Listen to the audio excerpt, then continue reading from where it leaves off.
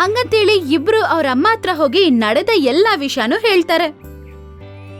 ಒಂದ್ ವೇಳೆ ನೀವ್ ಹೇಳೋದೆಲ್ಲ ನಿಜ ಆದ್ರೆ ಆಗ ನೀವಿಬ್ರು ನಿಮ್ಮಿಬ್ಬರ ಕಪ್ಪು ಕಳೆಗಳನ್ನ ತೆಗೆದ್ಬಿಡಿ ಮಾಯೆಯಿಂದ.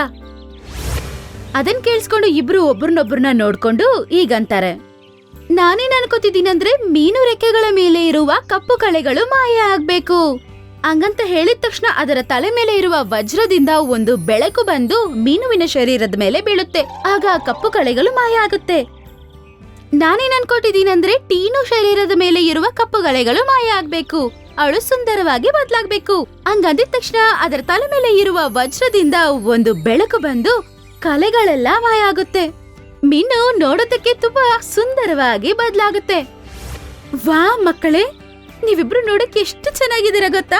ನನಗೆ ತುಂಬಾ ಸಂತೋಷ ಆಗ್ತಿದೆ. 3 ಪಕ್ಷಿಗಳು ಈ ಸಂತೋಷನ ಆಚರಿಸ್ತಿದ್ದಾರೆ. ಸಾಯಂಕಾಲ ಆಗಿದ ತಕ್ಷಣ ಕಾಡೆಲ್ಲ ಸುತ್ತಾಕೊಂಬರೋಣ ಅಂತ ಪಕ್ಷಿಗಳೆಲ್ಲ ಒಂದ್ ಜಾಗಕ್ಕೆ ಬಂದ್ ಸೇರುತ್ತೆ. ಅವರು ಮರದ ಮೇಲೆ ಕೂತಿರುವ ಟೀನು ಮತ್ತೆ ಮೀನುನ ನೋಡಿ ತುಂಬಾನೇ ಆಶ್ಚರ್ಯ ಆಗ್ಬಿಡುತ್ತೆ. ಅರೇ, ಇದು ಟೀನು ಮತ್ತೆ ಮೀನು ಪಕ್ಷಿನ? ಇವರಿಬ್ರು ಇಷ್ಟು ಸುಂದರವಾಗಿ ಹೆಂಗ್ ಬದಲಾದ್ರು? ಅರೇ, ಇವ್ರು ಸುಂದರವಾಗಿ ಆಗಿದ್ ಮಾತ್ರ ಅಲ್ಲ, ತಲೆ ಮೇಲೆ ಸುಂದರವಾದ ಒಂದು ವಜ್ರ ಇದೆ. ಅದರಿಂದ ಅವರು ಎಲ್ಲಾ ಪಕ್ಷಿಗಳಿಗಿಂತ ಸುಂದರವಾಗಿ ಬದಲಾಗಿದ್ದಾರೆ. ಈಗೇನು ಅವ್ರ ಜೊತೆ ನಾವು ಸ್ನೇಹ ಮಾಡೋಣ್ವಾ? ಈಗ ನಮ್ ಜೊತೆ ಅವರು ಬರ್ಬೋದಲ್ವಾ?